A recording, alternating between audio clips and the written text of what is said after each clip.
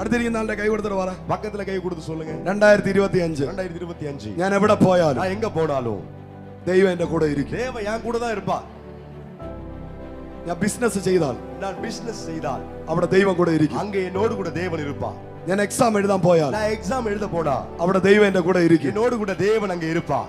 ദാവീദ് പറയും, தாவீது சொல்லுவார், ദൈവം എന്റെ കൂടെ ഇരുന്നത് കൊണ്ട് தேவன் என்னோடு கூட இருந்தபடியினால ഞാൻ എറിഞ്ഞ കല്ല്, நான் எரிந்ததான அந்த கல் മിസ്സായി പോയില്ല. அது விலகி போகல. കറക്റ്റ് அது சரியா ഗോലിയാത്തിന്റെ നെറ്റിയിൽ പോയി അടിച്ചു. கோலியாத்தினுடைய நெத்தியில போய் அடிச்சது. ഇനി ദൈവം കൂടെ ഇല്ലാത്ത ശൗല് தேவன் கூடவே இல்லாத அந்த சவுல் കുന്ത എറിഞ്ഞപ്പോ ஈட்டியை எறிந்த போது എവിടെയോ പോയി കൊണ്ടു. எங்கேயோ போய் விழுந்துச்சு.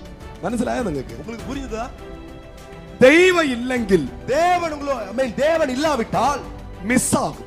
தவறி போகும்.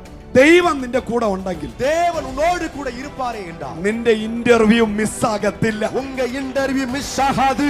നിന്റെ ജോലി മിസ്സാകത്തില്ല. உங்க வேலை மிஸ் ஆகாது. നിന്റെ കയ്യിൽ വരേണ്ട ഫണ്ട് മിസ്സാകത്തില്ല. உங்க கையில வர வேண்டியதான அந்த தொகை மிஸ் ஆவது இல்லை. നിന്റെ കയ്യിൽ വരേണ്ട വാഹനം മിസ്സാകത്തില്ല.